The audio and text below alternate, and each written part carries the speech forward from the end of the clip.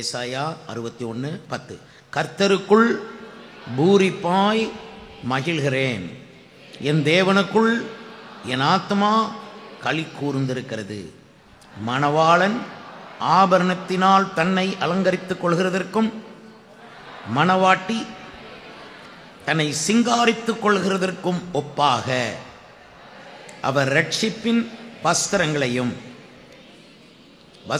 எனக்கு உடுத்தி நீதியின் சால்வையை எனக்கு தரித்தார். இந்த கர்த்தருடைய வசனம் உங்கள் எல்லாருக்கும் பயனுள்ளதாக இருப்பதாக. நான் இன்றைக்கு சால்வையை குறித்து பேசப் போகிறேன். வேதம் சால்வையை குறித்து என்ன சொல்லுகிறது? 5 வித சால்வைகளை குறித்து பார்க்க போகிறோம். இப்போ இந்த வசனத்தை நன்றாய் பாருங்கள். நான் கர்த்தருக்குள் பூரிப்பாய் மகிழ்கிறேன். வசனத்தை கவனிங்க. என் தேவனுக்குள் என் ஆத்மா களி கூறுகிறது. மணவாளன் ஆபரணங்களினால் தன்னை அலங்கரித்துக் கொள்கிறதற்கும் மணவாட்டி நகைகளினால் தன்னை அலங்கரித்துக் கொள்கிறதற்கும் ஒப்பாக, அதற்கு ஒப்பாக அவர் ரட்சிப்பின் வஸ்திரங்களை எனக்கு உடுத்தி நீதியின் சால்வையை எனக்கு தரித்தார். நமக்கு ரட்சிப்பின் வஸ்திரம், நீதியின் சால்வை இருந்தாலே போதும். மேற்கூறிய காரியங்கள் நமக்கு தேவையே இல்லை. நமக்கு ரட்சிப்பின் வஸ்திரம்தான் நம்முடைய சந்தோஷம். நாம் கர்த்தருக்குள் பூரிப்பாய் மகிழ்கிறதற்கு காரணமாய் இருக்கிறது. எந்த ஒரு உலக பிரகாரமான ஆசீர்வாதங்கள் நம்மை அந்த அளவுக்கு பூரிப்படைய செய்யாது. பொன்னும் பொருளும் வீடும் ஆஸ்தியும் இனமும் ஜனமும்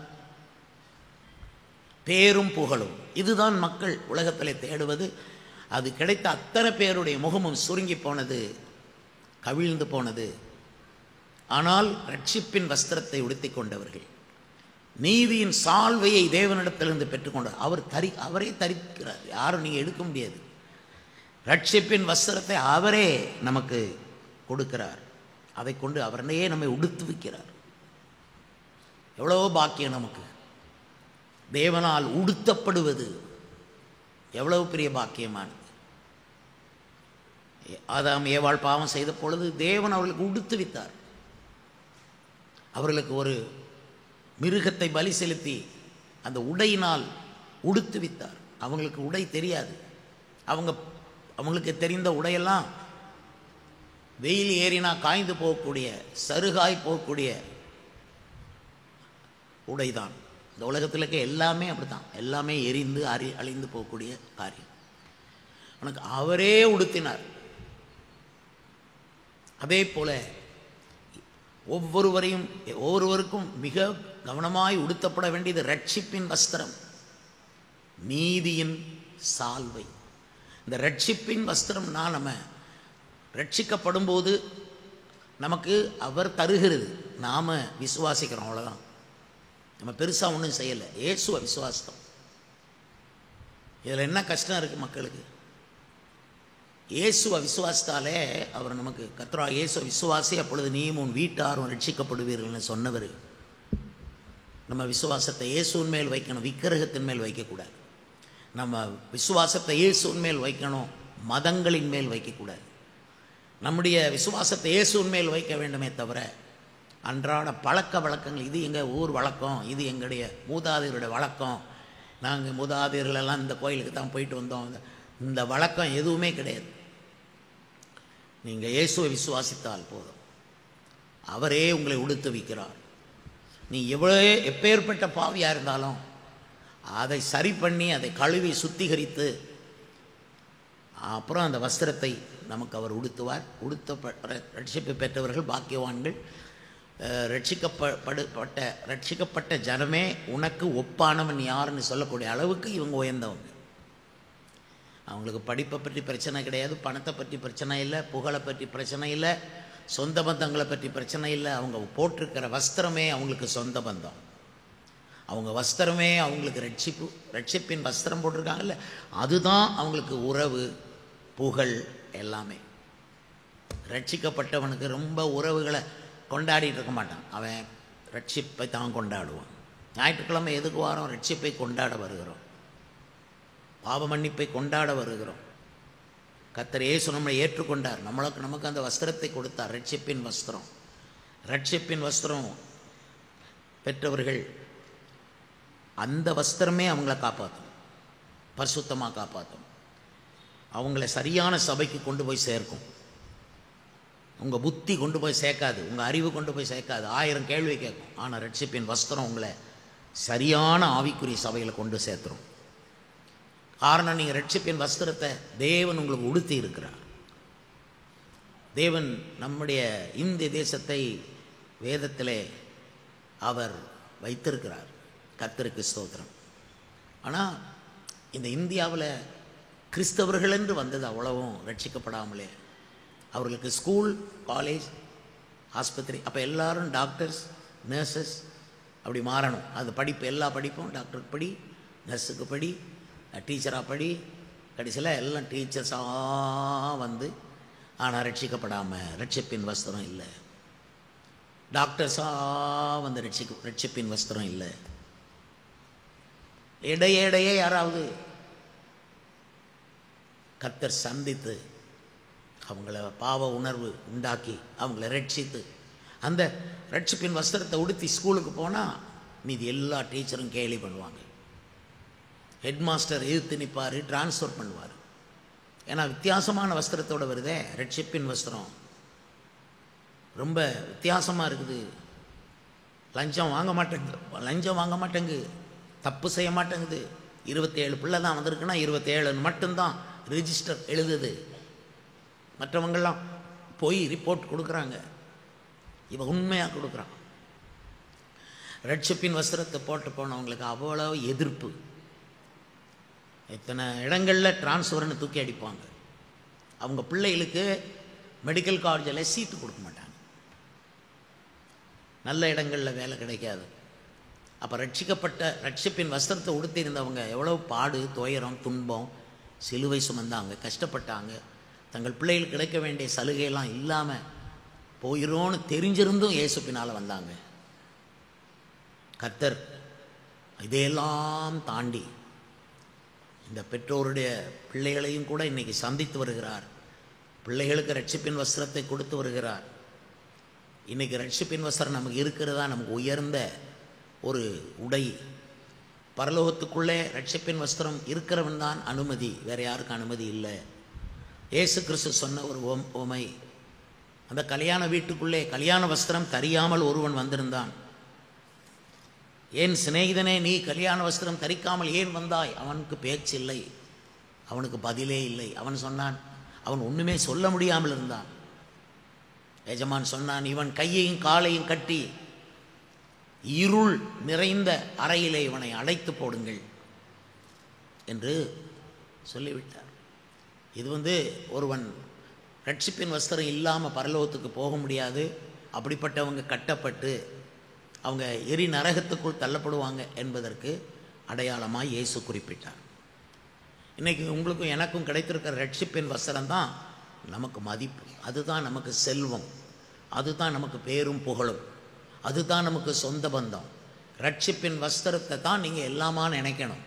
இந்த வசனம் கூட அப்படித்தான் சொல்லுது. மணவாளன் ஆபரணங்களினால் தன்னை அலங்கரித்து கொள்கிறதற்கும் மணவாட்டி நகைகளினால் தன்னை அலங்கரித்துக் கொள்கிறதற்கும் ஒப்பாக. இவன் இன்னும் இது தரிக்க வேண்டாம், அதுக்கு ஈக்குவலாக ரட்சிப்பின் வஸ்திரம். அதான் ரட்சிப்பை பெற்றவனுக்கு பிரிதொரு அலங்காரங்கள் அவசியமில்லை என்று கருதுவான், அவனே கருதுவான். கொஞ்சம் நல்லா தங்கள் முகத்தை அவங்க வச்சுக்கிறாங்க, நல்ல உடை உடுத்துறாங்க. ஏன் என்றால் அவங்க கணவருக்கு முன்பாக சுத்தமாக மகிமையாக வாழணும் என்கிற கருத்து பிள்ளைகள் மத்தியில் ராணியாக வாழணும்னு தாய்மார்கள் நல்லா உடுத்துறாங்க.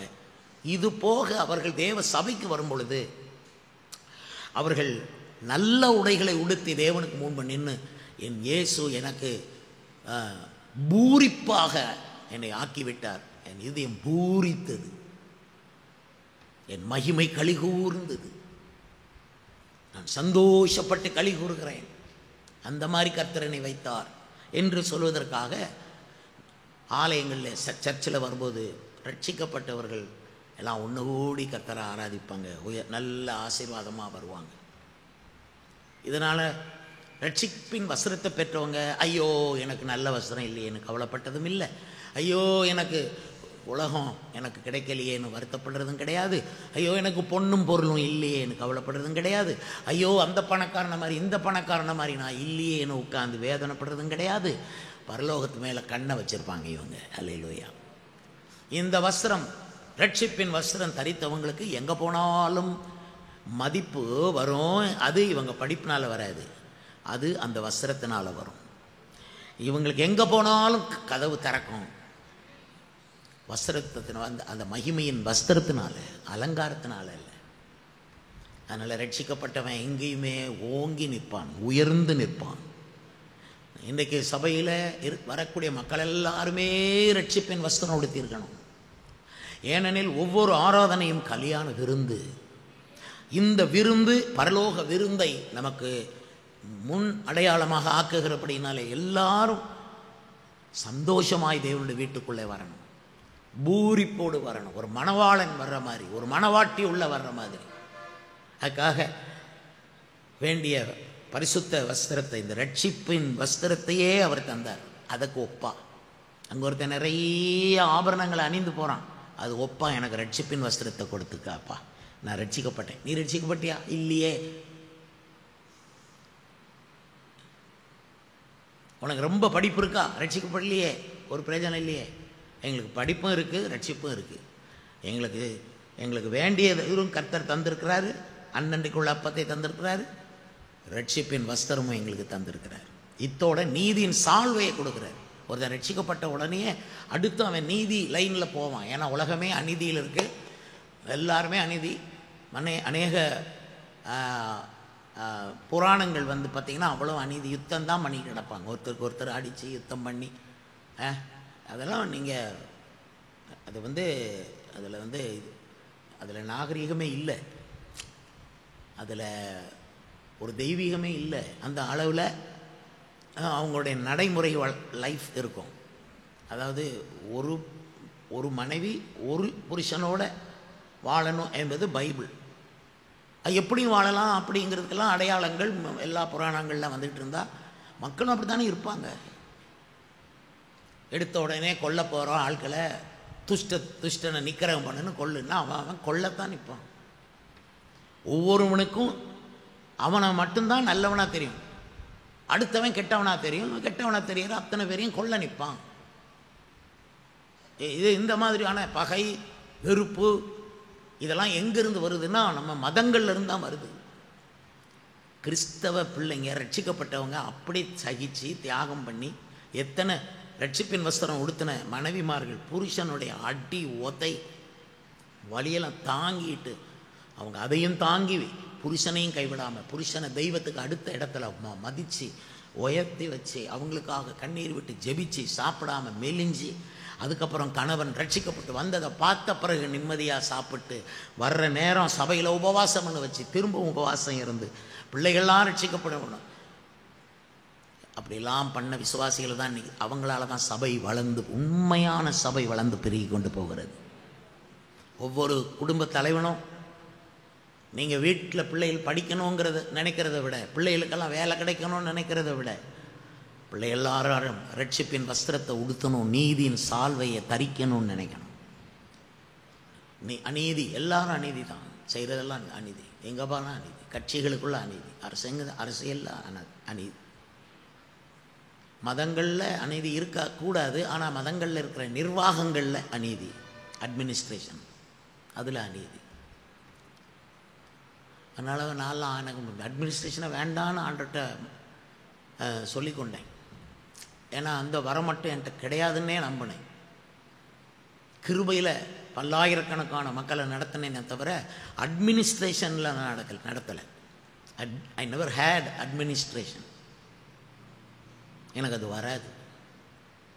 சர்ச் மேனேஜ்மெண்ட் அப்படிங்கிறது ஒரு பெரிய கலை, அது பெரிய வரம். அதை எனக்கு வரமாக கொடுத்தாரே தவிர நான் படிக்கலை. அதை யாருக்கும் கொடுப்பார். Without any administration. கிருபையில் கிரேஸ் இஸ் அவர் அட்மினிஸ்ட்ரேஷன். எங்கள் நிர்வாகமே கிருபை தான். ஏன்? ரட்சிப்பின் வஸ்திரத்தை உடுத்தினவன், ரட்சிப்பின் வஸ்திரத்தை உடுத்தி நீதியின் சால்வை. ஒருத்தன் ரட்சிப்பின் வஸ்திரம் உடுத்தின உடனே அவன் சால்வைக்கு தேடுவான். இயேசு கிறிஸ்து ஞானஸ்நானம் எடுக்க போகும்போது யோவான் ஸ்நானகன் சொன்னார், இல்லை நான் உம்மாலே ஞானஸ்நானம் பெற வேண்டியதாக இருக்க, நீ இப்படி வரலாமா? இயேசு சொன்ன வார்த்தை என்ன தெரியுமா? இப்பொழுது இடம் கொடு. இப்படி எல்லாம் நீதியையும் நிறைவேற்றுவது நமக்கு ஏற்றதாக இருக்கிறது. இந்த ஞான ஸ்நானமாகிய நீதியை நானும் நிறைவேற்றணும். நான் தேவ பாலகனாய் தேவகுமாரனாய் வந்திருந்தாலும் நான் ஞானஸ்நானத்தை நிறைவேற்றணும் என்று இயேசு தண்ணீரில் இறங்கி ஞானஸ்நானம் பெற்று கரையேறும்போது தான் வானம் திறந்தது. என்ன பாக்கியம் அது! ஹல்லேலூயா! நீதியின் வானம் அவருக்கு திறக்குது. இனி அவர் கையில் நீதி இருக்கு. இந்த ஸ்திரீயை கல்லறிந்து கொள்ள நீர் என்ன சொல்லுகிறீர்? இயேசு நீதியை செய்தார். உங்களில் பாவம் இல்லாதவன் முதலில் கல்லறிய கடவன்னார். போயிட்டான். அந்த கிருபை, அந்த நீதியின் சால்வை எனக்கு வேணும், உங்களுக்கு வேணும், ஒவ்வொரு நீதிபதிக்கும் வேணும். சாலமோன் சொன்னான், நீதிமன்றங்களில் கூட அநியாயம் இருக்குன்னா. கரெக்டு. மனுஷங்க தானே, எவ்வளோ பெரிய நீதிபதியாக இருந்தாலும் மனுஷங்க தானே. மனுஷனை என்னைக்குமே அந்தகார பிசாசுகள் இயக்க முடியும். அதற்கு எந்த மனிதனும் அடிமையாக கூடும். ஆனால் ரட்சிப்பின் வஸ்திரத்தை உடுத்தினவன் மட்டும்தான் பிசாசு இயக்க முடியாத ஒருவன். கர்த்தருக்கு ஸ்தோத்திரம். அவனை ஒன்றும் பண்ண முடியாது, அவனை பிசாசு இயக்க முடியாது. மரணமே வந்தாலும் ஒரு அடி அங்கிட்டு தான் நிற்கணும். தாவீது சொன்னான், மரணத்துக்கும் எனக்கும் ஒரு அடி தூரம் இருந்தது. ஒரு அடிக்கு அங்கிட்டு, ஒரு அடி வரைக்கும் வந்துட்டு நின்றுச்சு. இது இங்கிட்டு வர முடியாதுன்னு சொல்லி. எனக்கு ரட்சிப்பின் வஸ்திரத்தை கொண்டாடி கொண்டிருக்கிறவன். கரங்களை அசைங்க, அல்லேலூயா சொல்லுங்க. வாய் திறந்து அல்லேலூயா சொல்லிக்கொண்டே இருங்க. அதனால தான் ஞானஸ்நானம் எடுன்னு சொல்கிறோம். ஞானஸ்நானம் எடுக்கலையே, நீ உனக்கு நீ சால்வை இல்லையே. நான் சொல்கிறார், நான் சால்வையை தரிக்கிறேன்றார். இப்படி சொல்லும்போது நான் ஒரு 5 வித சால்வைகளை சொல்ல போகிறேன் இன்றைக்கு வசனத்தின் மூலமாக. நான் கடந்த வாரத்தில் உங்களோடு பேசும்போது எலியாவை பற்றியும் எலிசாவை பற்றியும் பேசிக்கொண்டு வந்தேன். அவர்கள் இருவரும் கில்காலிலிருந்து புறப்பட்டு பெத்தேலுக்கு போய், பெத்தேலிலிருந்து அப்புறம் எரிகோவுக்கு போய், எரிகோவிலிருந்து யோர்தானுக்கு போனார்கள். யோர்தானுக்கு அக்கறைப்பட்டார்கள். அப்பொழுது அக்கினி ரதமும் குதிரையும் எலியாவை வானலோகத்துக்கு எடுத்து சென்றது. கர்த்தருக்கு ஸ்தோத்திரம். இந்த எலியா அவன் பரலோகத்துக்கு எடுத்துக்கொள்ளப்படும் முன்பாக அவனுடைய நிலைமை ஒரு கடினமான நிலைமையாக இருந்தது என்பதை 19ஆம் அதிகாரத்திலே நீங்கள் படிக்க முடியும். 1 ராஜாக்கள் 19ஆம் அதிகாரத்திலே படிக்க முடியும். அவனுக்கு அவன் அவன் அவன் நிறைய நல்ல காரியங்களை செய்தார். பாகாலுக்கு சவால் விட்டு அக்கினியெல்லாம் இறங்கியது. அப்படி இருந்தோம் அவருக்கு அங்கீகாரம் இல்லை, அப்ரூவல் இல்லை. The government did not approve. Jezebel approve பண்ணலை, ஆகாப் அப்ரூவ் பண்ணலை.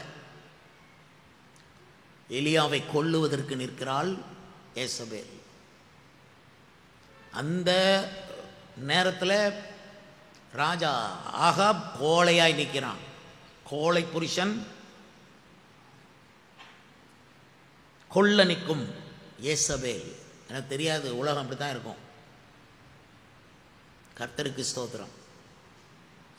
அப்படி அவனுக்கு அங்கீகாரமும் கிடைக்கல. அவனுக்கு ரொம்ப வருத்தம். போயிட்டான், சூரச் செடியின் கீழே போய் படுத்து தூங்கிட்டான். அவன் தூங்கினாலும் கர்த்தர் பாருங்க அவனை விடலை. அவன் மேலே ஒரு இன்னொரு சால்வை இருந்தது, அதனால தேடி போனார். அதை பற்றி சொல்கிறேன். ஒரு சால்வை அவன் மேலே இருந்தது, தேடி போகிறார். அவனுக்கு ஆகாரம் அப்பமும் தூதரில் வச்சு கொடுக்குறார். அவன் சாப்பிட்டு மறுபடி தூங்கி ஏன்னா அவன் அவ்வளவு சோர்ந்து போனான். என்ன பிரயோஜனம்? நான் எவ்வளோ வைராக்கியமாக இருந்தேன் தேவனுக்காக, எனக்கு இப்படி வரலாமா? என்னை எப்படி அங்கீகரியாமல் இருக்கலாமா? நான் கர்த்தருக்காக வெகு பக்தி வைராக்கியமாக இருந்தேன். ஆனால் இசபேலோ என்னை கொல்ல பார்க்கிறார். அதனால் பயந்து ஒளிந்து அவன் மறுபடியும் தூங்கிட்டான். செகண்ட் டைமும் தூங்கிட்டான். தேவன் மறுபடியும் சோர்ந்து போகாமல் அவனை தட்டி எழுப்புறார். எலியாவே எழுந்து இந்த மறுபடியும் சாப்பாடு கொடுத்து புசி, நீ போக வேண்டிய தூரம் வெகு தூரம்னு சொல்லி அவனுக்கு சாப்பாடு கொடுத்து அவன் தூரத்தையும் அவனுக்கு கணக்கிட்டு லைஃபுடைய தூரம், இவ்வளோ தூரம் நீ வாழ வேண்டியிருக்கு, நீ இப்போமே சோர்ந்து போனா இப்படி போ சொல்லி அப்புறம் அவன் 40 நாட்கள் நடந்து, ஒரு நாளுக்கு ஒரு வருஷம்னு வைங்க, 40 நாட்கள் நடந்து, இதை நான் ப்ராஃபட்டிக்கலாக கொண்டு வந்து உங்களோட பேசி கொண்டிருக்கு. 40 வருஷம், அடுத்த 40 வருஷம் நீங்கள் என்ன பண்ணுவீங்கன்னு யோசித்துக்கிடுங்க. கதை கேட்குறதுக்கு வரல, கதையும் கேட்கணும், அப்ளை பண்ணணும். உங்களோட மருந்து கொடுப்போம், மருந்தை எடுத்து உட்கொள்ளணும். ஆகாரத்தை நாங்கள் உங்களுக்கு முன்னால் வைப்போம், எடுத்து சாப்பிடணும், சாப்பிட்டா பிழைப்பீங்க. அப்படி ஆக எலியா சோர்ந்து போய் பின்ன அந்த 2வது சாப்பிட போது 40 நாள் நடந்தான். ஆனாலும் அவனுக்கு மனசு கேட்கல. இன்னும் வெக்கப்படுத்தி போட்டாங்களே சொல்லிட்டு ஒரு கெபிக்குள்ளே போய் ஒளிந்து கொண்டான். அங்கே தான் முதல் சால்வையை நீங்கள் பார்க்கலாம். 19ஆம் அதிகாரம் 13ஆம் வசனத்தை வாசியுங்கள். 1 ராஜாக்கள் 19:13. அதை எலியா கேட்டபோது தன் சால்வையினால் தன் முகத்தை மூடிக்கொண்டு வெளியே வந்து கெபியின் வாசலிலே நின்றான். அப்பொழுது இதோ எலியாவே, இங்கே உனக்கு என்ன காரியம் என்ற சத்தம் அவனுக்கு உண்டாய். அவனுக்கு இவ்வளோ மனசு சங்கடம், வெக்கம். அதனால ஒரு கெபிக்குள்ள வாசம் பண்ணான். ஆனால் கர்த்தரை வந்துட்டார், விடலை. ஏன்னா அவன் போட்டிருக்கிற சால்வையே அவனை கர்த்தரை கொண்டு வருது. அவர் வந்துட்டு இருக்கிறார், பெருங்காற்றிலே வர்றார், அக்கினியில் வர்றார். பிறகு அமர்ந்து, இதெல்லாம் உனக்கு விளங்கலை. அமர்ந்த சத்தத்தோடு எலியாவை கூப்பிடும்போது எலியா கெபியின் வாசலுக்கு, கெபி வெளியே வந்தான். வாசலில் நின்றுட்டு தன் சால்வையினால் தன் முகத்தை மூடிக்கொள்கிறான். வெக்கம், என்னால் முடியலை, எனக்கு அங்கீகாரம் இல்லை. சரி, இதே நிலைமை இன்றைக்கு கிறிஸ்தவத்துக்கும் உண்மை கிறிஸ்டியன்ஸுக்கும் இருக்குது. ஏன்னா கொஞ்சம் சிறுபான்மையினராக இருந்தாலும், கொஞ்சம் அதில் இருக்கிற சிறுபான்மையினர் கிறிஸ்டியன்ஸில் இருக்கிற பெரும்பான்மை கிறிஸ்டியன்ஸ் ரட்சிப்பின் வஸ்திரம் இல்லாததுனால லஞ்சம் வாங்குறாங்க, சண்டை போடுறாங்க, கொலை பண்ணுறாங்க, குடிக்கிறாங்க, சண்டையிடுறாங்க, அரசியலில் நிற்கிறாங்க, அரசியலில் பேரை கெடுத்துக்கிடுறாங்க, வீண் வம்புகளில் தலையிடுறாங்க, தப்பாக சம்பாதிக்கிறாங்க, தவறான திராசு அவங்க கையில் இருக்குது, மோசடி பண்ணுறாங்க, பிறருடைய நிலத்தை பிடுங்குறாங்க. இதையெல்லாம் பார்த்தா மற்ற இந்துக்கள் சொல்லுவாங்க, நீங்கள்லாம் என்னையா கிறிஸ்டியன் சொல்கிறீங்க, நீங்கள் என்னையா சர்ச்சை கட்டிகிட்டு இருக்கீங்க நீங்கள் சொல்லி உண்மை கிறிஸ்தவங்களாக வாழ்கிறோம் பாருங்கள். ரட்சிப்பின் வஸ்திரத்தை உடுத்தி இருக்கிற நம்ம முகத்துலேயும் ஒரு சால்வையை போட்டு மூடுறாங்க. வெக்கம் என்னும் சால்வையினால் நம்மளை மூடுறாங்க. மணவாட்டி, அதை அப்படி சொல்லணும், மணவாட்டி தன் முகத்தை மூடிக்கொண்டு இருக்கிறாள் இந்தியாவில். கர்த்தர் ஒரு உண்மையான எழுப்புதலை அனுப்பினா தான் அந்த முக்காடு நீங்கும், அந்த முக மூடல் நீங்கும், அந்த வெக்கம் நீங்கும். வீட்டில் 10 பேர்னா 10 பேர் ரட்சிக்கப்பட்டு ஞானஸ்நானம் எடுத்து 10 பேரும் பரிசுத்தாவி பெற்று 10 பேரும் ஒரே சபையில் போய் கொண்டிருந்தா அந்த சபையில் 10 லட்சம் 20 லட்சம்னு மக்கள் பெருவானோ. இந்துக்கள் பார்ப்பாங்க, ஐயா அந்த சபைக்கு போங்க ஐயா, எல்லாம் ஒழுக்கமாக இருக்காங்க, நடை உடை பாவனை சிந்தனை பேச்சு படிப்பு சம்பாத்தியம் எல்லாத்துலேயும் ஒழுக்கமாக இருக்காங்க, அதில் டாக்டர்ஸ் நீதியாக மருத்துவம் பண்ணுறாங்க, அதில் வர்ற நீதிபதிகள் சரியான தீர்ப்பு சொல்லி கொண்டிருக்கிறாங்க, எல்லாம் அந்த சபைக்கு போங்கையான்னு சொல்லுவாங்க. அந்த வெக்கம் மூடியிருக்கிற அந்த மூடலை, அந்த சால்வையை கர்த்தர் நீக்கணும். கிறிஸ்டியானிட்டியை விட்டு தெரிஞ்சுக்கொள்ளுங்க. உங்கள் தவறுகள் கிறிஸ்தவ மார்க்கத்தையே பாதிக்குது. உங்கள் பேராசை கிறிஸ்தவ மார்க்கத்தை பாதிக்குது. உங்களுடைய பண ஆசை கிறிஸ்தவ மார்க்கத்தை பாதிக்குது. உங்களுடைய புகழ் ஆசை இயேசுவை அவருடைய மார்க்கத்தை பாதிக்குது. இதில் ரட்சிப்பின் வஸ்திரத்தை உடுத்தினதை நாங்கள் கடந்து கஷ்டப்படுறோம். எங்களை இந்த கிறிஸ்டியன்ஸும் ஏற்றுக்கிற மாட்டாங்களாம், இந்துக்களும் ஏற்றுக்கொள்ள மாட்டாங்க, பிறரும் ஏற்றுக்கொள்ள மாட்டாங்க. அதனால் சில நிறைய கிறிஸ்டியன்ஸை வேதனைப்பட்டு, எதுக்கு பாஸ்டர் நான் அங்கேயே இருந்துக்கிறேனே, எங்கே வேலை கிடைக்கும் அங்கேயே இருந்துக்கிறேன், எங்கே எனக்கு சாப்பாடு கொடுக்க அங்கேயே இருந்துக்கிறேன், எதுக்கு நீங்கள் ரட்சிக்கப்படணுங்கிறீங்க, நீதியின் சால்வை ஞானசாம் எடுங்குங்கிறீங்க, இதெல்லாம் வேண்டாம் பாஸ்டர். என் பிழைப்பு போச்சு, என் சாப்பாடு போச்சு, என் பிள்ளைகளுக்கு வேலை போச்சு, என் பிள்ளைகளுக்கு அவங்க ஸ்கூலில் காலேஜில் அட்மிஷனே கொடுக்க மாட்டான் பாஸ்டர், வரல. என்கிட்ட நேரம் நின்று எத்தனை பேர் இதை சொல்லியிருப்பாங்க, பாஸ்டர் எங்கள் மனசெல்லாம் சர்ச்சில் இருக்குது பாஸ்டர், அவங்க சபையில் மனசுகளை நாங்கள் இயேசுவை உண்மையாக ஆராதிக்கிறோம், ஆனால் இதுக்காக என்னை இங்கே போட்டு வச்சுருக்காங்க, என் பிள்ளையெல்லாம் கஷ்டப்படுறாங்க, என் பிள்ளைக்கு வேலை கிடைக்காது பாஸ்டர், என் பிள்ளைக்கு நல்ல மாப்பிள்ளையும் கிடைக்க விடாமல் ஆக்கிடுவாங்க, வேண்டாம். ஆனால் வெட்கம் மூடி இருக்குதா, உங்கள் குடும்பத்தின் மேல் வெட்கம் என்னும் சால்வை மூடி இருக்குதா, கர்த்தர் அதை எடுக்கிறதுக்கு தான் இன்னைக்கு இதெல்லாம் பேசிக்கிட்டு இருக்காரு. உங்களை நீங்கள் இதை கேட்குறதுக்கு நீங்கள் வந்தீங்க பார்த்தீங்களா, உங்களை இங்கே கொண்டு வந்தது எது, நீங்கள் போட்டிருக்க ரட்சிப்பின் வஸ்திரம் கர்த்தர் உங்களுக்கு போட்டு விட்டுருக்காரு. சும்மாலாம் வர முடியாது. போதும், நீங்கள் டிவி முன்னாலேயே உட்காந்து நீங்கள் பிரசங்கத்தை கேட்டு உங்களுக்கு திருப்பி வந்துடும். அது இன்னும் கடைசி காலத்தில் அப்படி தான் இருக்குது. ஆனால் பஸ் ஏறி அல்லது வாகனத்திலோடு நீங்கள் புறப்பட்டு காலை ஆராதனைக்கு வந்து இந்த தேவ சபையில், இந்த ஆவிக்குரிய சபையில் ஆவிக்குரிய ஊழியக்காரங்களுக்கு மண்ணால் உட்கார்ந்து தேவனுடைய வார்த்தையை டைரக்டாக கேட்குறீங்க. இங்கே உங்களை கொண்டு வந்ததே நீங்கள் உடுத்தி இருக்கிற, நீங்கள் உங்களுக்கு தேவன் உடுத்தின ரட்சிப்பின் வஸ்திரம், உங்கள் மேலே போட்டிருக்கிற நீதியின் சால்வை, இது இருக்கும்போது வெட்கம் என்னும் சால்வையை கர்த்தர் உடவே மாட்டார். ஒரு அடி வரைக்கும் வரலாம், அதுக்கு மேலே உங்களை ஒன்றும் பண்ண முடியாது. கர்த்தருக்கு ஸ்தோத்திரம் உண்டாவதாக.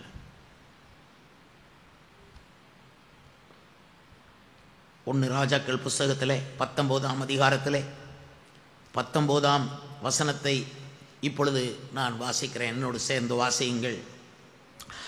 அப்படியே அவன் அவ்விடம் விட்டு புறப்பட்டு போய் 12 ஏர் பூட்டி உழுத சாப்பாத்தின் குமாரனாகிய எலிசாவை கண்டான். அவன் 12ஆம் ஏரை ஓட்டிக் கொண்டிருந்தான். எலியா அவன் இருக்கும் இடம் மட்டும் போய் அவன் மேல் தன் சால்வையை போட்டான். 3 முறை அல்லேலூயா சொல்லுங்கள். எலிசாவுக்கு ஒன்றுமே தெரியாது. எலிசா சீசன், அவன் மாடு வச்சு ஏர் மாடு வச்சு அவன் விவசாயத்தை பண்ணிகிட்டு இருக்கிறான். அவனுக்கு தெரிஞ்சதெல்லாம் மண், மாடு, பயிர், களை, உரம், தண்ணி, விவசாயம்.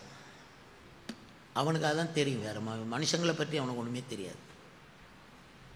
அவன் வேலையை அவன் கரெக்டாக செய்துட்டுருக்கிறான். 12ஆம் ஏரை உழுது கொண்டு இருக்கிறான். அங்கேயும் அவனுக்கு முதல் ஏரை கொடுக்கல, வேலை செய்கிற இடத்துலையும் அவனை கடைசியில் தான் போட்டாங்க. ஆனாலும் கடைசியில் போட்டான் என்ன, நான் வேலையில் உண்மையாக இருந்தான். இதுக்கு முந்தி எலியா தீர்க்கதரிசியை பார்த்து கர்த்தர் சொன்னார், உன் ஸ்தானத்தில் சாப்பாத்தின் குமாரனாகிய எலிசாவை நீ தீர்க்கதரிசி அபிஷேகம் பண்ணு அப்படின்னு சொல்லிட்டார். அதனால் எலியா இப்போ தேடி வர்றார். தேடி வந்து சாதா விவசாயம் பண்ணி 12ஆம் ஏர் உழுது கொண்டிருந்த எலிசா இருக்கும் இடம் மட்டும் போய், அதாவது தேடி கிட்ட போய் தன் மேல் இருந்த சால்வை அவன் மேல் போட்டான். போட்ட உடனே என்ன நடந்தது, அப்பொழுது அவன் மாடுகளை விட்டு எலியாவின் பிறகே ஓடி, அது அப்புறம் அவன் செஞ்ச முதல் வேலை என்ன, சால்வை மேலே வந்த உடனே அவன் அந்த வேலையை அப்படியே விட்டுட்டான். விவசாய வேலையை அப்படியே விட்டான். அவனை ஏறு மாடுகளை அப்படியே விட்டான். விட்டு எலியாவின் பின்னால் நடக்கலை. என்ன செய்தான் அவன், ஓனான். சும்மா நடந்து தள்ளாடிக்கிட்டு எப்படிலாம் இல்லை, ஓடணும். இந்த 2வது சால்வைக்கு என்ன பேர் தெரியுமா, அழைப்பின் சால்வை. தேவன் அழைக்கும் போது ஒரு சால்வையை மேலே போட்டு அழைக்கிறார். ரட்சிப்பு அது உடையா வருது, நீதி சால்வையா வருது. இந்த சால்வையை கொண்டு போய் எலிசா மேல தூக்கி போட உடனே அவன் விட்டான். நீ விட்டுட்டு வான்னு கூட சொல்லலை. எல்லாத்தையும் விட்டு எலியா பின்னால, யார்கிட்ட சால்வை இருக்கோ அவன் பின்னால. இன்னைக்கு எங்க எல்லாருக்கும் நான் சொல்றேன், அந்த தெய்வீகம் இல்லாத, தேவனுடைய சால்வை இல்லாத, அந்த அழைப்பு பெறாத ஊழியக்காரங்க பின்னால நீங்க போய், அல்லது எப்படி தெரியல, ரொம்ப வேதனைப்படுவீங்க. ஏன்னா அவங்களுக்கு முழுசும் தெரியாது. பைபிளுடைய முழுசு, தெய்வீகத்தின் முழுமை, தெய்வீகத்தின் பரிபூரணம். அதே போல மக்கள், ஒவ்வொரு மனிதனுடைய பரிபூரணம், life full, A to Z total. அதே போல பைபிள் உபதேசங்களுடைய முழுமை. இதெல்லாம் தெரியாதவங்க, சால்வை இல்லாதவங்க கையில மாட்டக்கூடாது. நீங்க குருப்பட்டம் படிச்ச உடனே நம்ம மேல ஒரு சால்வை போடுவாங்க. நான் அந்த சால்வையை பேசல, படிச்சு சம்பாதிச்சு கல்வியினால அந்த சால்வையை சம்பாதிக்கிறத நான் சொல்லல. கர்த்தரை நம்பி விசுவாசித்து பரிசுத்தாய் பெற்ற அந்த அபிஷேகத்தினால இறங்குகிற ஒரு தெய்வீக சாயல், ஒரு தெய்வீக சால்வை. அந்த சால்வை விழுந்தது என்னாலாம் சும்மா இருக்க முடியல. அதுக்கப்புறம் நீங்க என்னை சும்மா ஒரு ஓரமா உட்கார வைக்க முடியாது. 56 வருஷம் ஒருவரை என்னை உட்கார வைக்க முடியாது. சும்மா வேலை வேலை வேலை. ஏன்னா சால்வை மேல இருக்கு. அழைப்பின் சத்தத்தை கேட்டேன். இன்னைக்கு அதே வார்த்தையை உங்களுக்கு சொல்றேன். இங்க வந்திருக்கிற ஆண்கள், பெண்கள், பிரதர், சிஸ்டர், ஒருவேளை இன்னைக்கு தான் இந்த ஆலயத்துக்குள்ள நீ வந்திருக்கலாம். ஆனா உன் மேலுக்க ரட்சிப்பின் வஸ்திரம் உன்னை இங்க கொண்டு வந்து சேர்த்ததுனால கர்த்தர் உன்னிடத்தில் நீ இருக்கிற இடம் மட்டும் தேடி வந்து தன்னுடைய ஊழிய அழைப்பின் சால்வை உண்மையில போடுறாரு. நீ எந்த பொசிஷன்ல இருந்தாலும் சரி அங்க வருவார். ஹல்லேலூயா. இறங்கி வந்து அந்த சால்வை உண்மையில் போட்டு வா, என் வேலையை செய். இனி பேச்சு இல்லை, மறு பேச்சு இல்லை, உட்கார்ந்து யோசிக்க நேரம் இல்லை. எலியாவின் பின்னால் ஓடினான், பேதுரு இயேசுவின் பின்னால் நடந்தான். மறு பேச்சு இல்லை.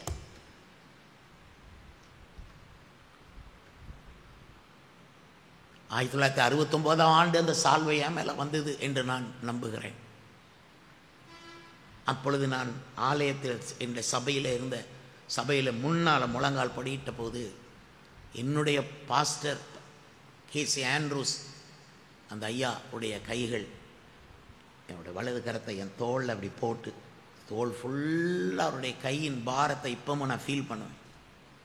எப்பமெல்லாம் ஊழியத்தில் இரத்த கண்ணீர் வடிக்கிற வேதனைகள் எனக்கு வந்ததோ அப்பமெல்லாம் என் தோளில் ஒரு பாரம், ஒரு கையினுடைய வெயிட் நான் பார்த்துருக்கிறேன். அவர் தோளில் என் தோளில் கையை போட்டு நிற்கிறாரு. நான் முழங்கால் நின்று கதறி அழுதுகிட்டு நிற்கிறேன். அந்த சபையில் என்னை அழுகிற பையன்னு பேர் வச்சாங்க. சத்தம் போட்டு அழுது கொண்டு இருக்கும்போது தான் அந்த சால்வை எனக்கு கொடுக்கப்பட்டது. என் மேலே சால்வை போடப்பட்டது. அந்த சால்வை எனக்கு வந்த உடனே தெருக்களில் பிரசங்கம் பண்ணினேன். சுவிசேஷம் பிரசங்கம் பண்ணுறது தான் என்னுடைய உணவாக கருதினேன். சாப்பாட்டுக்கு எங்கேயும் நான் நிற்கலை. ஈவன் கான்ஃபரன்ஸுக்கு போனால் எல்லா பாஸ்டரும் க்யூவில் நிற்பாங்க. நான் க்யூவில் போய் நிற்கணும்னு நினைக்க மாட்டேன். சொல்லுவாங்க, பாஸ்டர் க்யூவில் நின்று வாங்கலைன்னா உங்களுக்கு கிடைக்காது, முடிஞ்சால் முடியட்டும், எனக்கு அதை விட நீங்கள் அறியாத ஒரு போஜனம் எனக்கு இருக்குங்கிற மாதிரி இருந்தேன். காரணம் சால்வை. உங்கள் மேலே அந்த சால்வை வந்திருக்குது. இனி நீ சும்மா இருக்கக்கூடாது. நீ எந்த வேலையில் இருந்தாலும் நீ என்னுடைய ஊழியத்தை செய். என்னுடைய ஆடுகளை மேய்ப்பாயாக, என் ஆட்டுக்குட்டிகளை மேய்ப்பாயாக, என் ரட்சிப்பின் சுவிசேஷத்தை எங்கும் சொல்வாயாக. உடையில்லாமல் இருக்கிறார்கள், ரட்சிப்பின் உடையில்லாமல் இருக்கிறவர்களுக்கு நீ உடையை தரிப்பித்து கொண்டு வருவாயாக. சால்வை இல்லாமல் இருக்கிறவர்களுக்கு நீதியின் சால்வையை அவர்கள் மேல் போட்டு கொண்டு வருவாயாக. இதனால கர்த்தர் நம்ம எல்லார் மேலேயும் அந்த சால்வை காலையில் போடுறார் நம்புறேன். நீங்க வந்து அமர்ந்திருக்கிற இடம் அவருடைய இடம், அவருடைய இடம், அவருடைய இடம், அவருடைய இடம். மீட்பரே ரட்சகரே, மீட்பரே ரட்சகரே, மீட்பரே ரட்சகரே, மீட்பரே ரட்சகரே. அவர் வந்திருக்கிறார் நம்முடைய மத்தியிலே, சால்வையை போடுகிறார். அன்னையிலிருந்து நான் ஓய்வு இல்லாமல், நான் ஓய்வு நினைக்கல. சின்ன வயசு, எனக்கு ஓய்வும் தேவைப்படலை. தூங்கணும், நைட்டு வரும். ஆனால் அதில் இப்போ பாதி ஜபத்தில் போயிடும். தூக்கத்தில் ஆசைப்படலை. நான் ஒரு பாய் எப்பவும் வச்சுருப்பேன், குட்டி பாய். அதை விரிப்பேன், பைபிள் அதில் வைப்பேன், முழங்காலில் நிற்பேன். சாப்பாட்டு டைம் எல்லாம் போயிடும். இது உண்மையான சால்வை, உண்மையான அழைப்பு. உங்கள் ஒவ்வொருத்தரையுமே ஆண்டவர் அழைக்கிறார். வா, பரிசுத்தத்துக்குன்னு நான் உன்னை அழைக்கிறேன். வந்து பரிசுத்தமாக நட, பரிசுத்தமாய் வாழ உனக்கு நான் பலன் தர்றேன். வா, உன்னை நான் சந்தோஷமாக வச்சுக்கிடுவேன். வா, என்னிடத்தில் வருகிற ஒருவனையும் புறம்பே தள்ள மாட்டேன். வா. அவர் கொடுக்குற அழைப்பு இருக்கு. பரிசுத்தமாக வாழ அழைப்பு, இயேசுக்கு ஊழியம் செய்ய அழைப்பு, சுவிசேஷத்தை பிரசங்கம் பண்ண அழைப்பு. அப்புறம் தான் ஆண்டவர் என்னை தெருக்களில் அனுப்பி பிரசங்கத்துக்கு என்னை பழக்கினார். நான் பிரசங்கம் பழகினதே தெருக்களில் தான். தூத்துக்குடியிலையும் சரி, மற்ற ஊர்கள்லையும் சரி, தெருக்களில், மதுரை வட்டாரங்கள், தெரு பிரசங்கத்தில் தான் நான் பிரசங்கியார என் வாய் திறந்தது. தடுமாற்றமின்றி பேசுகிறேன் என்றால் அதற்கு மெயின் ரீசன் தெருக்களில் இயேசுவுக்காக நான் நடந்ததுனால தான். கோயிலே உட்கார்ந்துருக்கவங்களுக்கு என்ன எப்படி தெரியும்? இயேசு மக்களிடையே போனார், நடந்தார், நன்மை செய்கிறவராய் சுற்றி திரிந்தார், குஷ்டரோகியை தேடி போனார். நீ தேடிவான்னு சொல்லலை, தேடி போனார். அப்படி ஒரு ஊழியம் வேணும், அப்படி ஒரு சபை வேணுங்கிறதுக்காகத்தான் திரும்ப சால்வை நம்ம மேலே வருது. ஆண்டவர் அதையும் தாண்டி சொல்கிறார், உன்னை தொடுகிறவன் கண்மணியை தொடுகிறான்னு. அந்த அளவுக்கு பிசாசுக்கு தைரியம் கிடையாது. தோற்று போனவன், இயேசுவின் இரத்தத்தால் முறியடிக்கப்பட்டவன், சமாதானத்தின் தேவன், அந்த சாத்தானை நம் எல்லாருடைய காலின் கீழே மிதித்து போட வச்சிருக்கிறவர், அவனுக்கு அந்த அளவு தைரியம்லாம் கிடையாது. நீங்கள் இடம் கொடுக்குறீங்க, அவ்வளோதான் பிரச்சனை. Is not such bold person. Try பண்ணுவான் அவன், நீ தான் விழுவீங்க. இயேசுவை பார்த்து சொன்னான், இங்கிருந்து தாழ குதியும். ட்ரை பண்ணுறது தான். நம்ம குதிச்சிடுறோம். இயேசு சொன்னார், குதிக்க முடியாது. பிசாசு சொல்லுவாங்க, சவால் விட்டால் குதிக்கிறதுக்கா? ஸோ அப்படி உங்களுக்கு ஒரு அழைப்பு வந்திருக்கு. உங்களுக்கு எத்தனை பிள்ளைகள் இருக்குது? உங்கள் பிள்ளைகளுக்கு இந்த அழைப்பின் சால்வை போய் அவங்க ஷோல்டரில் விழணும்னு ஜெபம் பண்ணுங்க. தாய்மார்கள் பிள்ளைகளுக்கு படிப்புக்கும் போட்டு கண்டதுக்கும் ஜெபம் பண்ணாங்க. இனி காலம் வேறு மாதிரி போகும். இனி யார்கிட்ட கிருபை இருக்கோ அவன் தான் ஜெயிப்பான். ஹல்லேலூயா. யார் மேலே சால்வை இருக்கோ அவன் ஜெயிச்சுக்கிட்டு வருவான். கர்த்தருக்கு ஸ்தோத்திரம். உலகத்துக்காக படிக்கத்தான் வேணும், நல்ல வேலை கிடைக்கத்தான் வேணும். இதெல்லாம் தாண்டி ஒரு இன்டர்வியூக்கு போனாலும் உங்கள் மேலே இருக்க சால்வே அவன் எப்படியாவது அந்த அத்தாரிட்டிஸ், அந்த ஆஃபீஸர்ஸ் பார்த்துருவாங்க. தேவன் அந்த நேரத்தில் தான் கண்ணை திறப்பார். ஹல்லேலூயா, ஹல்லேலூயா. அது வரைக்கும் நம்ம மேலே இருக்க சால்வையை பார்க்குறதுக்கு அவங்க கண்ணை திறக்க மாட்டார். ஒரு கட்டத்தில், ஒரு சந்தர்ப்பத்தில் அப்படி திறப்பார் பாருங்க. அவன் பார்த்துட்டு டக்குன்னு சரியும்பான், உனக்கு தான் வேலைம்பான். கர்த்தர் உங்களை அழைக்கிறார். ஹல்லேலூயா. அவருடைய பாடலை பாடி துதிக்கும்படி அழைக்கிறார். கொயரில் ஆட்கள் பத்தாது, பாடல் குழுவில் சேரும்படி கர்த்தர் உங்களை அழைக்கிறார். ஆண்களும் இருக்கணும், பெண்களும் இருக்கணும். கொயரில் இனிய குரலெல்லாம் டெஸ்ட் பண்ணி அதெல்லாம் சரி பண்ணி, ஏன்னா இனி வருகிறது பெரிய ஒரு எழுப்புதலாகும். இனி நிறைய பேர் ஓடி வருவார்கள். கர்த்தருடைய பர்வதம், கர்த்தருடைய ஆலயமாகிய பர்வதம் கொடுமுடியிலே ஸ்தாபிக்கப்படும். அதானா இன்னைக்கு வரைக்கும் நம்புகிற வார்த்தை. கொடுமுடியிலே ஸ்தாபிக்கப்படும். திருநெல்வேலியில் ஜாதிகள் எல்லாரும் அதற்கு ஓடி வருவார்கள். எல்லா ஜாதிகளும் ஓடி வருவார்கள். ஒரு ஜாதிக்கு ஒரு கோயில்னு வைக்கிறது இயேசு கிறிஸ்துனுடைய ஒருமைப்பாட்டை அழிக்கிறதாகும். இயேசு ஜெபம் பண்ணார், அவர்கள் ஒன்றாக இருக்கும்படி, ஒருமைப்பாட்டில் அவர்கள் தேறினவர்களாக இருக்கும்படி இதை நான் சொன்னேன் அப்படின்ட்டு. யோவான் 17ஆம் அதிகாரத்தில் ஒருமைப்பாடு. அந்த ஒருமைப்பாட்டை கெடுக்கிற இன வெறி, இவைகள் எதற்கும் நாம் இடமளிக்கக்கூடாது. கர்த்தருக்கு ஸ்தோத்திரம். ஆக நம் மேலே இந்த வெட்கம் என்னும் முகத்திலே மூடக்கூடிய வாழ்க்கை. சில பேருடைய முகம் மூடுது, எனக்கு அது இல்லை இது இல்லை, நான் என்ன பாஸ்டர் நிமிர்ந்து வாழ முடியும், முகத்தை மூடித்தான் வாழ முடியும். வெட்கம் அதெல்லாம் கர்த்தர் நீக்கி போடுவார். அல்லேலூயா, அல்லேலூயா, அல்லேலூயா. உங்களுக்கு ஒரு ஸ்பெஷல் அழைப்பு, புது அழைப்பு கொடுக்குறார். நியூ காலிங் கொடுக்குறார். New fresh calling. நீ எனக்கு ரொம்ப கஷ்டப்பட்ட, ஓகே அதெல்லாம் எனக்கு தெரியும், உன் பழைய கதையெல்லாம் என்கிட்ட போகணும்னு சொல்ல வேண்டாம், நிறுத்து, உன்னை நான் புது சால்வையை போட்டு கூப்பிடுறேன்னு கூப்பிட்றாரு. அல்லேலூயா. வா, நான் உன்னை உபயோகிக்கிறேன்னு சொல்கிறேன். நிறைய பேர் ஊழியம் செய்வாங்க, எல்லாரும் செய்யலாம் ஊழியம். ஆனால் கர்த்தர் யாரை பயன்படுத்துகிறாரு, that makes the difference. எல்லோரும் சொல்லுவாங்க, நான் பாடுறேன், நான் பிரசங்கம் பண்ணுறேன், நான் ஜெபம் பண்ணுறேன், நான் ஊழியம் செய்கிறேன், நான் ஆத்மாக்களை சந்திக்கிறேன். ஓகே, இதெல்லாம் செய்யுங்க. கர்த்தர் உங்களை யூஸ் பண்ணுறாரா? உங்களை உண்மையாக கர்த்தர் அழைத்திருந்தா இனி அவரே உங்களை யூஸ் பண்ணுவார், உபயோகிப்பார். இப்போ நான்லாம் படிச்சுட்டு வந்து இங்கே ஊழியம் செய்யலை, அவர் என்னை யூஸ் பண்ணுறார். எல்லோரும் படிப்பை தான் நானும் படித்தேன். எல்லோரும் 3 வருஷம் பைபிள் காலேஜ், நானும் 3 வருஷம் தான் படித்தேன். எல்லார் கையிலும் இதே பைபிள் தான் இருக்குது. ஆனால் அது இல்லை, அது எல்லாவற்றுக்கும் விசேஷமான சால்வை உங்கள் எல்லார் மேலும் இன்றைக்கு வருது. இதே மாதிரி வேறு எதையும் பற்றி நீ கவலையே படாத. ஒரு புது அழைப்பை கர்த்தர் உனக்கு காட்டுகிறார். கர்த்தர் உன்மேல் ஒரு புது சால்வையை போடுகிறார். இந்த வார்த்தையை நீ உன் சாட்சி பலகையில் எழுத வேண்டிய ஒரு வார்த்தை. இந்த டேட்டையும் எழுதி என் மேலே சால்வை விழுந்த நாள் இது என்று நீ எழுத வேண்டியது. 3வது ஒரு சால்வையை குறித்து சொல்ல போகிறேன். தானியேல் 3:21, 1 சாமுவேல் 24:5 இந்த 2 வசனங்களை வாசித்து பார்த்தீங்கன்னா, சவுல், அபிஷேகம் பண்ணப்பட்ட சவுல் இஸ்ரவேலின் முதல் ராஜா. நீங்கள் எடுக்க வேண்டாம், கேளுங்க, நான் அப்புறம் விளக்க சொல்கிறேன். இஸ்ரவேலின் முதல் ராஜாவாகிய சவுல் மேலே அபிஷேகம் இருந்து, ராஜா அபிஷேகம் அவன் மேலே இருந்து, ராயல் அனாயிண்டிங். கர்த்தர் அபிஷேகம் பண்ணினவனை ஒருத்தரும் தீங்கு செய்யக்கூடாது, தொடக்கூடாது. இப்போ தாவீது அங்கே போய் நிற்கிறாரு. கெபியில் சவுல் தூங்கி கொண்டிருக்கிறார். அங்கே போய் அவர் ஏன் தூங்கினார்? அரண்மனை இருக்குது. அவர் அங்கே போய் தூங்க காரணம், இந்த தாவீதை துரத்தி அவர் எப்படியாவது தாவீதை பிடிச்ச கொல்லணுங்கிற ஒரு வெறியில் அவர் அலைஞ்சு திரிஞ்சு களைச்சி போய் தூங்கிட்டு இருக்கார். இவருடைய வெறிக்கு தப்பி தாவீதை கர்த்தர் காத்துக்கிட்டே இருக்கார். ஒரு பியூட்டிஃபுல், ஒரு அழகான வசனம் பைபிள் இருக்கு. மலையின் இந்த பக்கம் சவுலும் அவனுடைய வீரர்களும் போய்கொண்டிருந்தார்கள். மலையின் அந்த பக்கத்தில் தாவீதும் அவனுடைய சேவகர்களும் போய்கொண்டிருந்தார்கள்.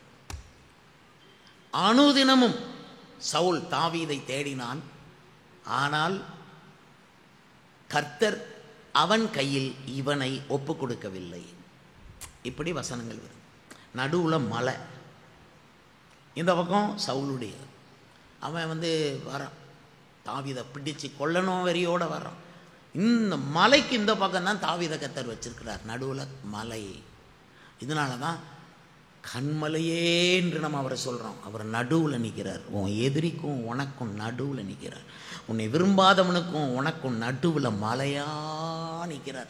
உனக்கு தீங்கு செய்யணும், உன் பிள்ளைகளுக்கு தீங்கு செய்யணும், உன் பிள்ளை படிப்பை கெடுக்கணும், உன் பிள்ளை திருமணத்தை கெடுக்கணும்னு ஒருத்தன் தீங்கு செய்ய வந்தான், அவர் மலை மாதிரி நடுவில் நிற்பார், விடவே மாட்டார். கர்த்தருக்கு ஸ்தோத்திரம். அவன் கையில் உங்கள் பிள்ளைய விடவே மாட்டார். அப்போ தாவீதுடைய சேவகரில் யோவாப் சொல்கிறான், ஒரு அடையாளமாக போய் அதை வெட்டிக்கிட்டு வருவோம்னு சொல்லிட்டு சவுல் போட்டிருந்த சால்வையில் ஓரமாக ஒரு துண்டை வெட்டிட்டு வந்தான். பெரிய இது வச்சுருப்பாங்க, பட்டயம். இந்த பட்டயத்தை வச்சு அதை வெட்டுறதே தெரியாது சவுல் எலும்பில். ஒரு துண்டை தாவீது சேனாபதி வெட்டிட்டு தாவீது கொண்டு கொடுத்தாச்சு. அந்த துண்டை வெட்டினதுலேருந்து தாவீது மனசு படபடன்னு அடித்து கொண்டதான். இது எப்படி இருக்கு? கர்த்தருக்கு ஸ்தோத்திரம். அதுக்கப்புறம் நீங்கள் தானியேலில் வாசிக்க சொன்னேனே 3:21, அது என்னது? சாத்ராக், மேஷாக், ஆபேத்நேகோ இந்த 3 பேரும் கர்த்தருக்கு நாங்கள் அவருக்காக நிற்போம், நாங்கள் நீர் நிறுத்தின சிலையை வணங்க மாட்டோம், நீர் விடுவித்தாலும் சரி விடையாமல் போனாலும் சரின்னு சொல்லி உறுதியாக நின்னாங்க. 7 மடங்கு அதிகமாய் சூடாக்கப்பட்ட தீச்சூளையில் சாத்ராக், மேஷாக், ஆபேத்நேகோவை கட்டி அவங்கள தூக்கி கொண்டு போய் போடுறதுக்கு 3 குண்டர்கள் தூக்கி கொண்டு போய் தீச்சூளைக்குள்ளே போன இடத்துல தூக்கிட்டு போன 3 பேரும் கருகி செத்துட்டாங்க. அப்போ அந்த தீச்சூளை எவ்வளவு ஹீட்டாக இருந்திருக்கும்.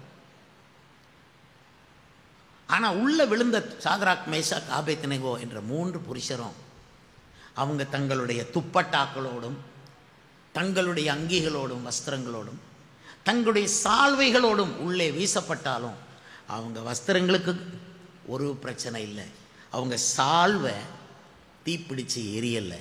அவங்க முடி கூட தீப்பிடிச்சு எரியல. சால்வைனா என்ன? அது உங்களை பாதுகாக்கும் அபிஷேகம். கர்த்தருக்கு சோதரம். இதே சால்வையை கர்த்தர் உங்களுக்கும் எனக்கும் இன்று தர்றார். இன்னைக்கு இந்த வெளிச்சத்தை நமக்கு அவர் கொடுக்கிறார். நீ எந்த மனுஷனுக்கும் பயப்பட. சிங்கத்தின் மேலும் சிங்கம் வந்துட்டு பாஸ்டர் நட, வலு சர்ப்பம் வந்துட்டு மிதி.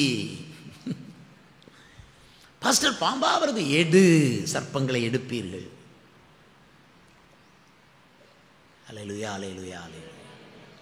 சாவுக்கு ஏதுவான யாதொன்றை குடித்தாலும் அது அவர்களை சேதப்படுத்தாது. இதிலிருந்து மரிக்கும் வரைக்கும் எதுவுமே நேரிட. தப்பான மருந்தை ஒருத்தரும் உங்களுக்கு கொடுக்க விட மாட்டார், கர்த்தர் விட மாட்டார். எந்த டாக்டராக இருந்தாலும் சரி இயக்குவார். ஹல்லேலூயா. நீ சால்வை போட்டிருக்கிறதுனால தேவன் அவர்களை உங்களுக்காக இயக்குவார் தவிர பிசாசு அவங்கள உங்களுக்கு விரோதமாக இயக்க முடியாது. பார்த்துக்கொள்ளுங்க. எல்லா மனுஷன் இயேசுவின் கையில். அப்போ என்ன பயங்கர பாதுகாப்பு உங்களுக்கு. இந்த யாராவது உங்களை டிஸ்டர்ப் பண்ணிவிட்டு அபிஷேகம் பெற்ற உங்களை தொந்தரவு பண்ணி ஏதாவது ஒரு தீவினையை செஞ்சுட்டாங்கன்னு வைங்க, அவங்க செய்த நேரத்தில் இருந்து அவங்க மனம் என்ன செய்யும்? படப்படன்னு படப்படுத்து கொண்டே இருக்கும் என்று தான் நாம் வசனத்தில் வாசிக்கிறோம். வாசித்து பாருங்கள். 24ஆம் அதிகாரத்தில் 1 சாமுவேல் 24 அதில் 5ஆம் வசனத்தை வாசித்து பாருங்கள். தாவீது சவுலின் சால்வை தொங்கலை அறுத்து கொண்டது நிமித்தம் அவன் மனது அடித்து கொண்டிருந்தது. ஆனால் அர்த்தம் என்ன? உங்களை யாராவது உங்கள் பணத்தை எடுக்கிறதுக்கு ஒருத்தன் ஏதாவது ஒன்று பண்ணுறான், உங்கள் நிலத்தை எடுக்க ஏதோ பண்ணுறான், உங்கள் வீட்டை எடுக்க ஏதோ பண்ணுறான், உங்களுக்கு விரோதமாக எதையோ ஒன்று பண்ணுறான். வாய்க்காது. உனக்கு விரோதமாக உருவாக்கப்படும் எந்த ஆயுதமும் வாய்க்காது. ஒருத்தன் ஏதோ ஒன்று பண்ணுறான்னா பண்ணிட்டானே வைங்க, தீமை செஞ்சிட்டான், உனக்கு விரோதமாக ஒரு விஷயத்தில் கையெழுத்தை போட்டுட்டான். என்ன செய்ய போகிறீங்க? தீமை நடந்துட்டுது, என்ன செய்ய போகிறீங்க? கவலைப்படாதீங்க. அவன் என்னைக்கு அந்த தீமையில் கையெழுத்து போட்டானோ அன்னையிலேருந்து அவனுக்கு படபடப்பு வந்துடும். எங்கேயோ தப்பு பண்ணிட்டேன்னா என்ன தோசை? அவனுக்கு நிம்மதியாக இருக்காது, நிம்மதியாக தூங்க முடியாது. அவனுக்கு அடுத்து ஒன்றொன்னா வரும், வியாதி வரும், தோல்வி வரும், அரசாங்க கேள்வி வரும், எல்லாம் வந்து அவனை போட்டு குழப்பி படபடத்தே வாழ்ந்து படபடத்தே செத்து அதுக்கப்புறம் அவன் வீட்டில் உள்ள எல்லாரும் படபடத்து கொண்டே இருப்பாங்க. இது எல்லாம் அவனுக்கு வரணும்னு நான் ஆசைப்படலை. அவனும் ரட்சிக்கப்படணும்னு தான் ஜெபம் பண்ணுறோம், ஆசைப்படல. ஆனால் அவனுக்கு படபடப்பு வரும். நாங்கள் ஊழியக்காரங்க, எங்களை ஒரு வார்த்தை தப்பாக பேசிட்டு எத்தனை பேர் படபடத்து இன்னைக்கு வரைக்கும் வாழ்கிறாங்கன்னு திருநெல்வேலியில் உங்களுக்கு தெரியுமா? லைஃபே படபடப்பு லைஃபு. கர்த்தர் அபிஷேகம் பண்ணின ஒருத்தனுக்கு தீங்கு செய்துட்டு எவருமே தப்பி போக முடியாது. நீங்கள் சொல்ல, நான் தாவீது அல்லவா, நான் வந்து அபிஷேகம் பெற்றவன் அல்லவா, நான் ஆடெல்லாம் மேய்ச்சேனே, அப்பமெல்லாம் கர்த்தர் எனக்கு மேய்ப்பராக இருந்தாரே, நான் எவ்வளோ சங்கீதக்காரன்னு பேரெல்லாம் வாங்கியிருக்கிறேன், எனக்கு ஏன் படபடப்பு வருது? வரும்.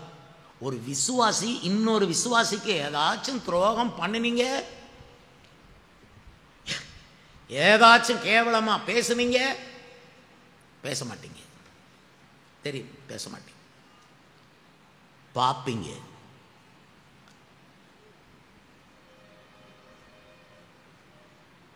அன்னையிலிருந்து வந்தது உனக்கு படபடப்பு.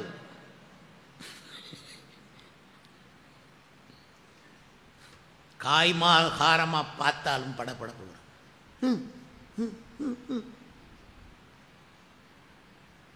நான் பார்ப்பேன் இந்த ஆட்கள் படப்படுத்து அங்கங்கே பார்க்குறதெல்லாம் தரிசித்து பிரசங்கம் பண்ணிக்கிட்டே இருப்பேன்.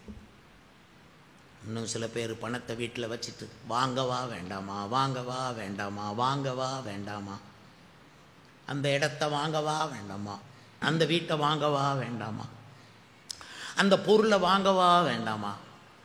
ரெண்டு விதமாக யோசிக்கிற இருவழி சந்தையில் இருக்கு. போய் வாங்கு, வலது பக்கத்தில் உன் வலையை போடுன்னு சொல்லிட்டார் கர்த்தர்.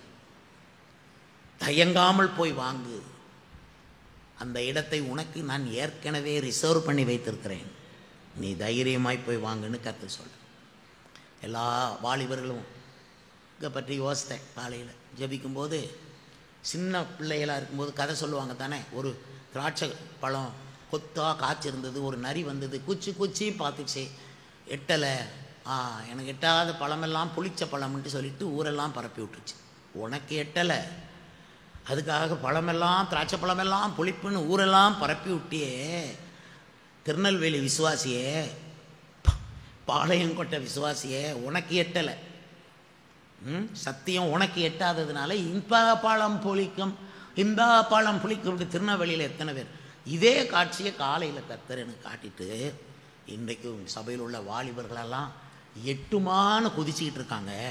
சொல்லு அவங்களுக்கு, இன்னும் ஒரு தடவை குதிக்க சொல்லு, அந்த திராட்சை கொலையை நானே எடுத்து அவங்க கையில் கொடுப்பேன்னார்.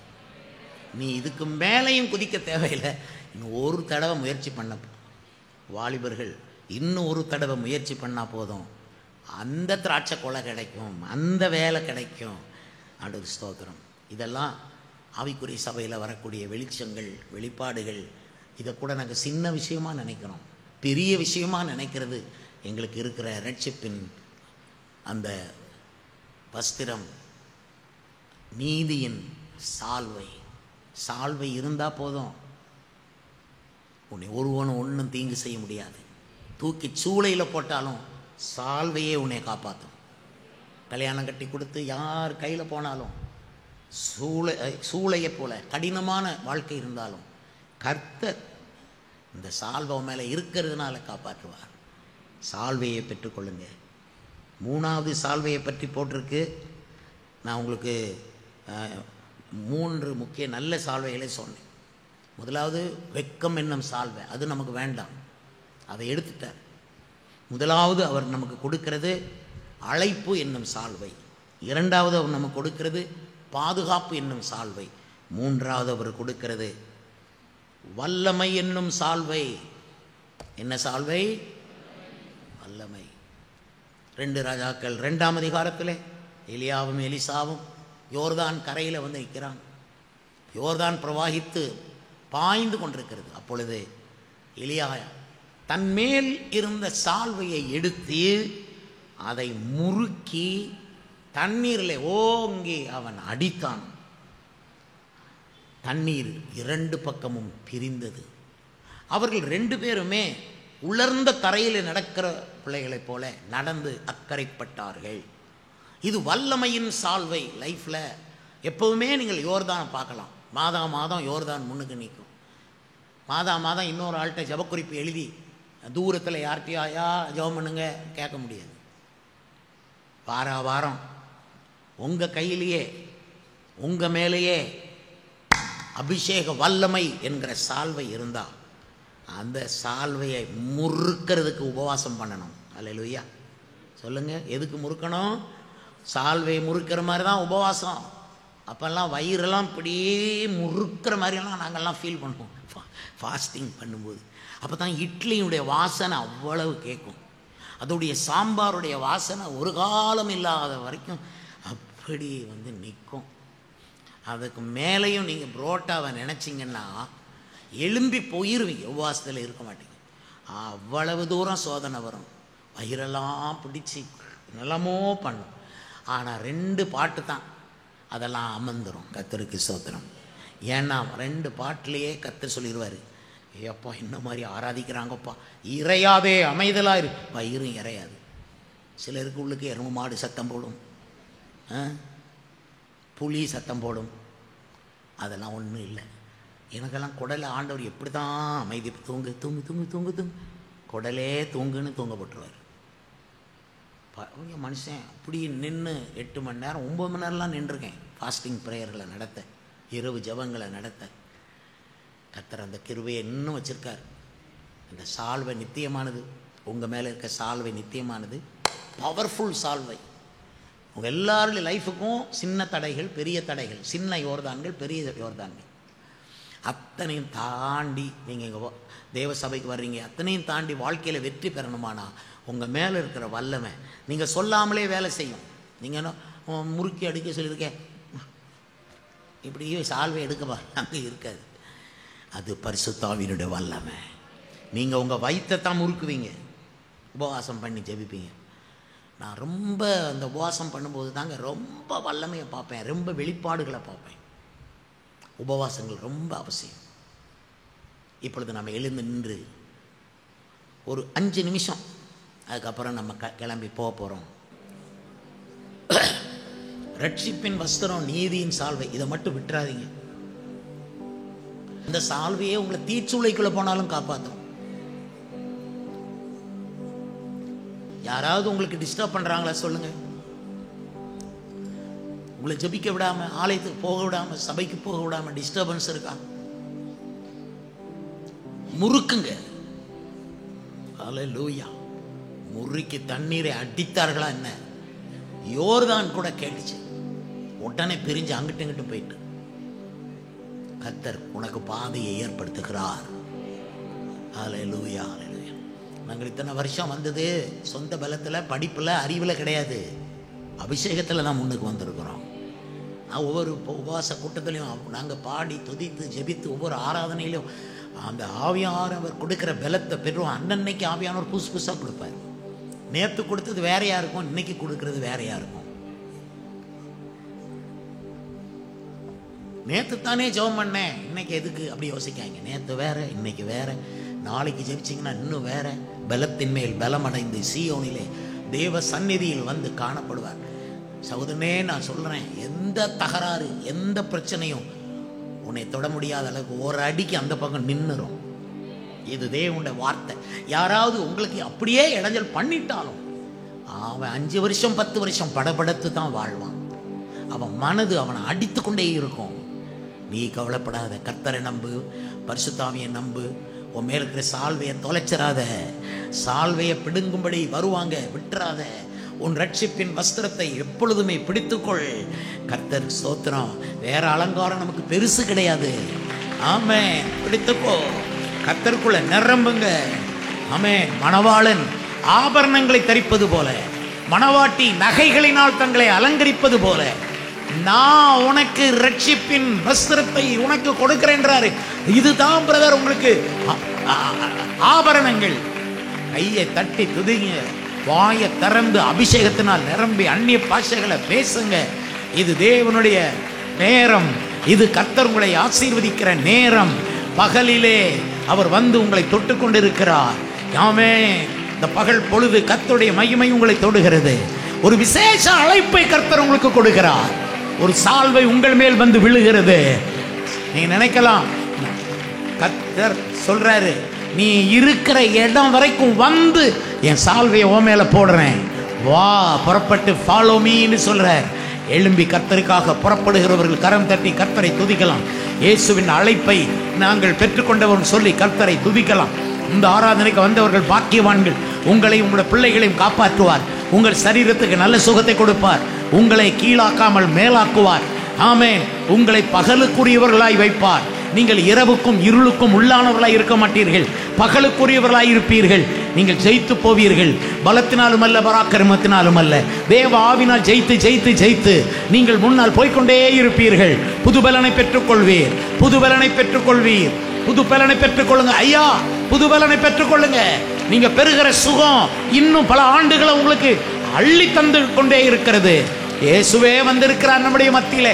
அவரே உலாவிக் கொண்டிருக்கிறார் நம்முடைய மத்தியிலே. என் முகத்தை பார்க்கிறார், உங்கள் முகத்தை பார்க்கிறார். உங்கள் தோள்களிலே தம்முடைய கரத்தை அவரே வைக்கிறார்.